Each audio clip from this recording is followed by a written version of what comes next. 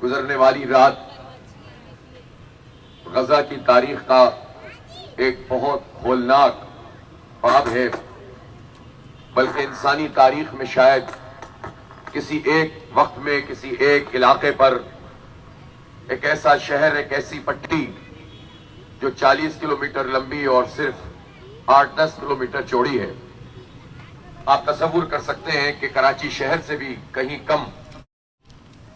और उसके ऊपर मुसलसल पूरी रात बमबारी की जाए, और उस वक्त बमबारी की जाए जब पहले ही 2-3 हफ्तों से तकरीबन ये 22-23 दिन हो गए हैं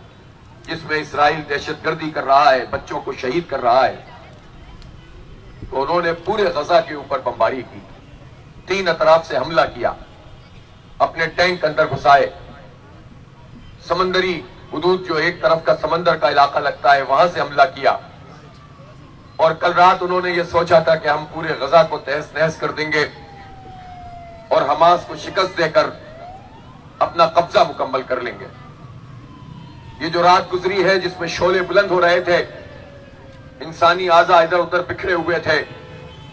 ये पूरी रात मुस्लिम हुक्मरानों और मुस्लिम फौज के सालारों के लिए, जर्नेलों के लिए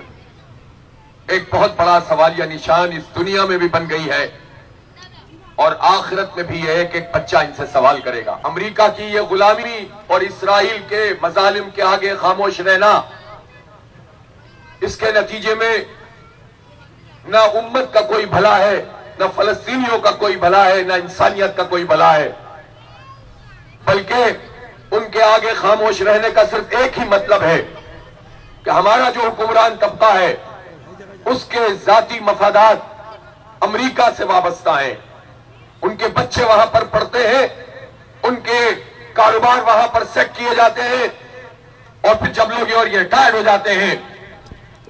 तो फिर उसके बाद जाकर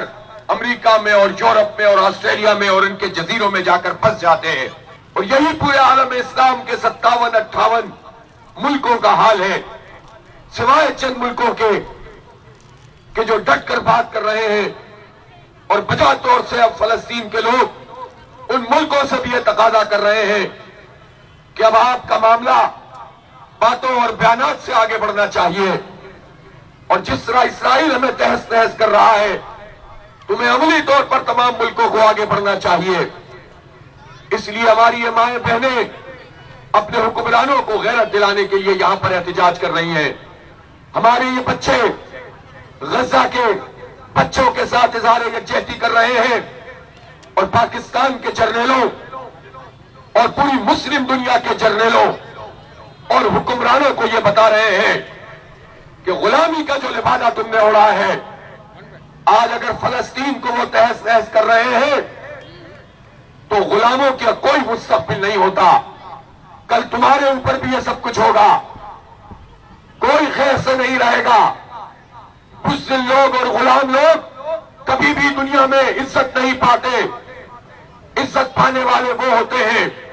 जो अपनी जान तो कुर्बान कर देते हैं लेकिन तारीख में अमर हो जाते हैं, हमेशा के लिए एक मिसाल बन जाते हैं। इसलिए उठो, हमीयत और गैरत का मुजाहरा करो और उन फलस्तीनी बच्चों की पुकार सुनो। पाकिस्तान के हुक्मरान, पाकिस्तान की अफवाज, दुनिया की तमाम फौजों के सरबराहों को दावत दें, एक जगह पर मीटिंग करें और एलामिया जारी करें कि अगर इसराइल अपना ये मुहासरा खत्म नहीं करता, जंगबंदी नहीं करता, तो हमारी फौजें पेशकदमी करेंगी। मैं तुर्की के हुक्मरानों से भी, ईरान के हुक्मरानों से भी, शाम के हुक्मरानों से भी, लुबनान के हुक्मरानों से भी, सऊदी अरब के हुक्मरानों से भी, मिस्र और जॉर्डन के हुक्मरानों से भी ये कहना चाहता हूं कि अब भी अगर तुम नहीं अमली कदम उठाओगे तो फिर कब ये फौजें काम करेंगी। इसलिए अब बात लफ्जी जंग से आगे बढ़ चुकी है, आगे बढ़ना पड़ेगा, फलस्तीनियों को निजात दिलानी पड़ेगी, उन बच्चों के सर पर हाथ रखना पड़ेगा और सहूनी फौजों का मुकाबला करना पड़ेगा। पूरी दुनिया के बाज़मीर इंसान एक तरफ है और दहशतगर्द रियासतें दूसरी तरफ है। मुस्लिम हुक्मरानों, तुम मुस्लिम अवाम, उम्मत मुस्लिमा और बाज़मीर इंसानों का साथ दोगे या बगैर तो दहशतगर्दों, सहूनियों और उनके पुश्तबान अमेरिका का साथ दोगे। तारीख تمہارے لیے یہ سوال چھوڑ رہی ہے اور ہم بھی اپنا فرض ادا کرتے رہیں گے.